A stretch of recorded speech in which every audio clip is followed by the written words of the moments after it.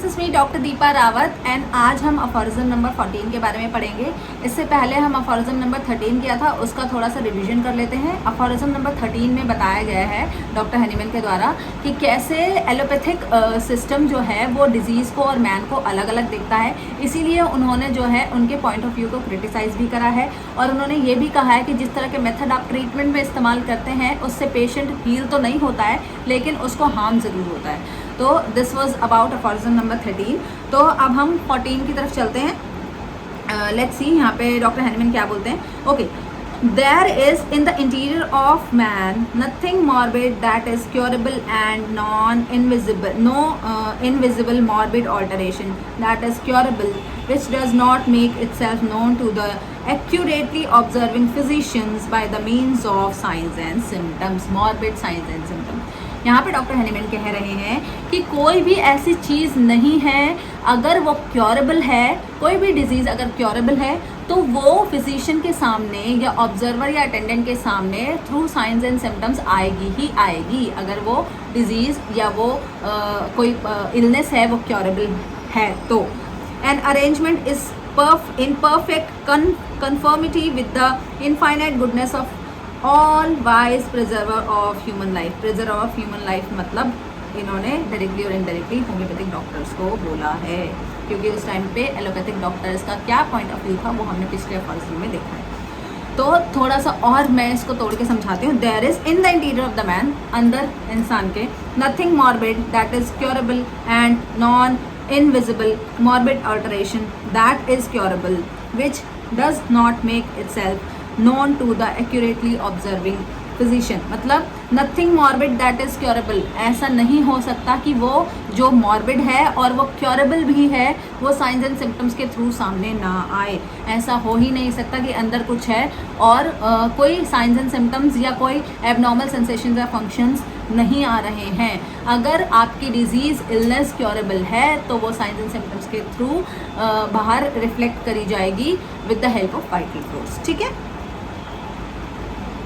तो थीम क्या है? If the disease is curable it has to be shown with signs and symptoms. अगर disease आपकी curable है तो साइंस एंड सिम्टम्स के थ्रू वो ज़रूर फिजिशियन के सामने आ जाएगी। In this paragraph the master doctor Samuel Hahnemann says that if there is any change और disease in the interior of the human being is curable, अगर कोई चेंज कोई डिजीज क्योरेबल है, if it can be cured, अगर वो cure किया जा सकता है, it must manifest itself in some way in the forms of signs and symptoms, तो उसको बाहर आना ही पड़ेगा। Everything of a morbid nature that is curable make itself known to the physician by disease symptoms. जो भी curable है, कोई भी चीज़ अगर अंदर हो रही है और वो क्योरेबल है तो वो फिजिशियन तक ज़रूर पहुँच जाएगी with the signs and symptoms. They are indicator of the disease, the guide to the physician in their treatment approach. ठीक है, अब ये क्या है, डिजीज़ को भी इंडिकेट करते हैं और दूसरा हमारे फिजिशियन के लिए एक गाइड की तरह भी काम करते हैं ताकि वो अपना ट्रीटमेंट अप्रोच डिसाइड कर सके। These are the messages from the body that is calling for the help. in this way the curable diseases express themselves to the physician। अब इस तरीके से ही curable diseases बाहर निकल के आती हैं और फिजिशियन को अपने आप को एक्सप्रेस करती हैं। The symptoms are the valuable indicators of the health should be understood as a part of the process। Part of the process मतलब डिजीज का पार्ट इसको कंसिडर करा जाना चाहिए। Here doctor Hahnemann talked about the skilled and attentive physician. अब physician के बारे में भी बात करी, मैंने आपको बताया था ना ऊपर, वो डॉक्टर जो preserver of life, human life को किसको कहा है? होम्योपैथिक डॉक्टर को कहा है। तो अब फिजिशियन की भी यहाँ पे थोड़ा सा तारीफ करी है उन्होंने कि एक फिजिशियन को कैसा होना चाहिए, स्किल्ड होना चाहिए, अटेंटिव होना चाहिए, तभी तो उसको छोटे से छोटा, माइन्यूट से माइन्यूट और पिक्यूलियर सिम्टम नजर आएगा। ठीक है, who will notice signs and symptoms which are crucial for the understanding of patient condition. ठीक है, उसको इतना स्किल्ड होना चाहिए, उसको इतना अटेंटिव ऑब्जर्वेंट होना चाहिए ताकि वो जो भी साइंस एंड सिम्टम्स हैं उनको अच्छे से देख सके, अंडरस्टैंड कर सके और डिजीज़ को एक डायग्नोसिस और मेडिसिन अपना सिलेक्ट करने में उसकी हेल्प हो सके। He stressed on the value of the careful observation and listening to the patient by the physician. इस बात पे भी उन्होंने स्ट्रेस किया है। अब थोड़ा सा जो है फिजिशियन के जो स्किल्स होनी चाहिए, फिजिशियन को कैसा होना चाहिए, इसके बारे में भी उन्होंने यहाँ पे बात की है।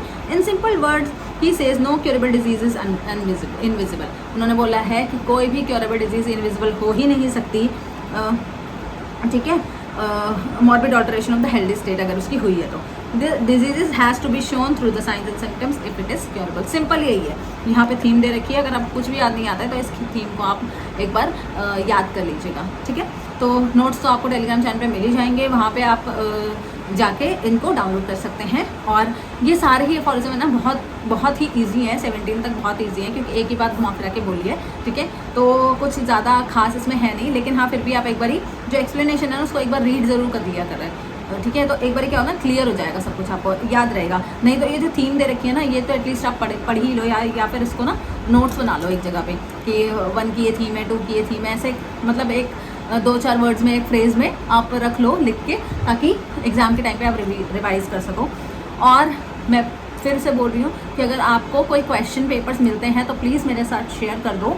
मैं काम कर रही हूँ क्वेश्चन पेपर्स को आंसर राइटिंग के लिए। मैं एक पूरा बुकलेट तैयार करने वाली हूँ ईयर वाइज। जैसे फर्स्ट ईयर के क्वेश्चंस हैं तो उसके 10 ईयर्स के क्वेश्चन पेपर्स मेरे पास आए हैं, सेकेंड ईयर के भी आए हैं, कुछ कॉलेजेस के आए हैं, कुछ के नहीं आए हैं। तो मैं देख रही हूँ कि कौन कौन से क्वेश्चन जो है वो बार बार पूछे जा रहे हैं, और उनका एक मतलब मैं आंसर लिख के एक नोट्स या एक बुकलेट टाइप के तैयार करूँगी।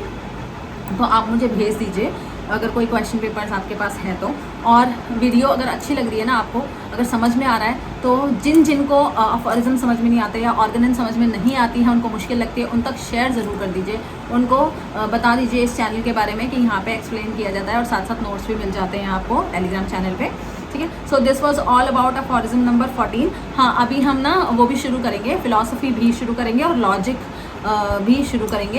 ये भी चीज़ें शुरू करेंगे, पहले अफोरिज्म थोड़े से हो जाएं, एटलीस्ट 30-40 अफोरिज्म हो जाए, उसके बाद हम ये सारी चीज़ें भी शुरू करेंगे, ठीक है।